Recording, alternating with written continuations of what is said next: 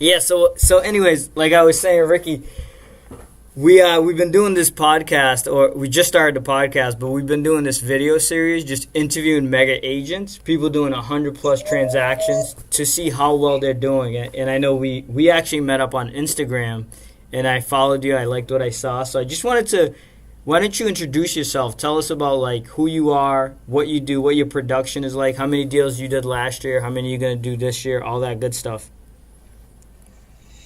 Okay, so I'm Ricky Carruth from Orange Beach, Alabama. I'm Yep. right on the Florida-Alabama line. I'm with RE/MAX. I've been with RE/MAX since 2010. I've been in real estate since 2002. I've been with 4 or 5 different companies. I went through the market crash. Lost everything I had. Like, I got in real estate after roofing houses with my father, for my entire, teenage years. Got in real estate when I was 20. Made $1 million or so by the time I'm 23. Wow. The market blew up. Then the market crashes. I lose everything, every last penny. I went back to roofing houses, worked on an oil rig during that time as well. Got laid off from the oil rig as gas prices plummeted in '08. Got back into real estate. And really during the time when I lost everything, that's when I learned everything about what I need. Like, when I lost it all, that's what made me curious about, number one, why did I lose it? And number two, what was I going to do to come back and stay back? Yeah. So basically, from that, I got back in real estate. That's when I realized it. That's when it hit me that it was actually about the prospect and the relationship more than the transaction. Yep. I didn't know how big that was until later. But that was really the turning point when I started to make it about the prospect and not the deal. Yep. And then I took that and got back in real estate, sold some foreclosures to some buyers, got my foot back in the door, and then I started going after listings. 2010 comes, and we experienced the BP oil spill, which was a down year for us. I took everything I learned in the big crash, applied it to this mini recession we had during the oil spill, made more money that year than I did the year before in a down year. And that's when I was confident enough in my skills in real estate to take on the desk fee at RE/MAX, which is where I wanted to be the whole time anyway. Yeah. So from there, I just combined everything I learned with one of the most powerful brands in the world and just started crushing it. 2014, I sold 100 properties as a single agent. I'm just a single agent with one assistant. Wow. And then from there, every year I've sold 100 properties. Last year I did 129 deals. It was 1.1 million GCI, and I was the number 1 RE/MAX agent in the state of Alabama. So that kind of brings us to where we are today. Congrats on that. That's huge. You look pretty young, man. How old are you? I'm 36. Oh, okay. Wow. You've been through a lot. So you say you got into real estate when you were 20, right? Yeah, 20 years old. And then you were making a boatload of money. How much did you make that first year or the first couple of years? The first year I actually made $20,000. Okay. It took me 8 months to make my first sale. Yep. And I was kind of doing real estate and roofing part. I was doing both. I had to do roofing to pay the bills, and I was trying to learn real estate. So I didn't really sell anything till the end of that year, and then I kind of got on a roll where I was selling 2 a month. Yep. And then going into my second year, I think I did like 200,000 that next year. Wow. And like 350 or so that next year. And then I was also buying and flipping properties, so that's how I actually got my net worth up to $1 million. But I was also borrowing money, so I had a lot of debt. Yep. And so when the market crashed, I couldn't hang on. I tried to hang on, and it depleted all of my liquid funds. And then I just had to finally give up and file bankruptcy and go back to roofing and found my job working on an oil rig in Hattiesburg, Mississippi for a year.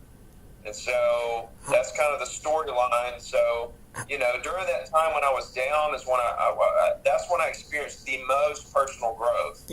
How old were you there when that happened? 25 or so. Wow. So my question to you, right, in the beginning, it seems like you had a ton of success. Like you went from, you didn't, like most people that are super successful, I find they have rough beginnings. You did like 0 deals. You're in 8 months, then you closed one. Then how did you go to making 200 grand a year? Like, what were you doing? What was your focus? Was it luck? Were you calling expireds, FISBOs? Like, how'd you do that as a new agent? Because I know a lot of agents come into the business every year. They don't make 200 grand their second year. Most of them don't make it in 10 years. Yeah. Well, the market blew up, number one. So, Like, I don't know if hot you market, remember, good timing. I don't know if you're in the business or remember how that was, but back in 2003, when the market really started to catch on fire, Yep. it was insane. I mean, I could call 10 condo owners Yep. and say, who wants to make 100,000? One of them wants to do it, or two of them want to do it. We list the property. I sell it 24 hours, closed on it in 30 days. You know, I mean, my average price is probably like, you know, 400,000 or 500,000. Wow. So it was literally a market thing. It wasn't necessarily because I'm so special. You know, I mean, there is a part of specialness to it. Yep. In the fact that I know for a fact that no one is going to outwork me. Like, there's no way. And so, like, I may not be the smartest or most talented, but I know that I'm going to have that over you. Yep. That I'm going to outwork you. And so I do have, like, my work ethic is more geared towards outworking everyone. Yep. But then I have this touch of working smart as well. So, like, some people have that working smart is way more in their arsenal than the working hard part. Yep.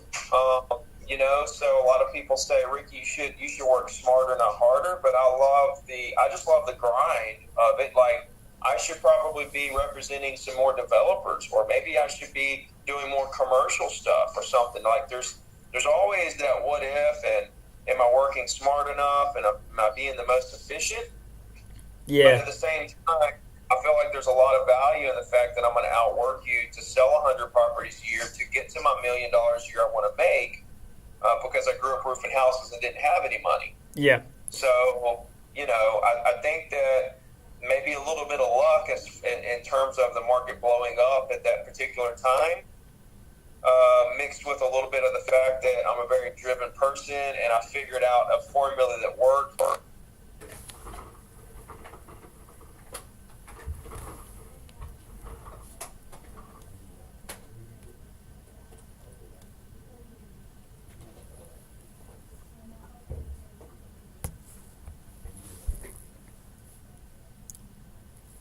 What happened?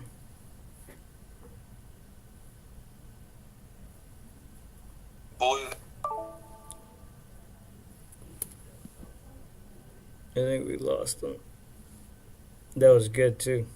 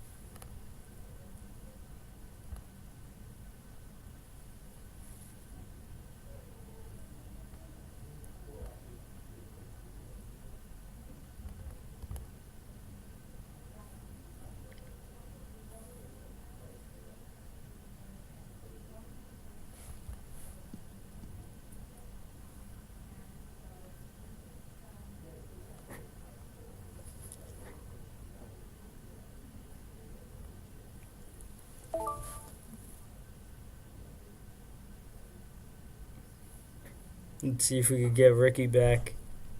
Saying some good stuff over there. We got David behind us working hard as always. Grinding it out. David's a grinder.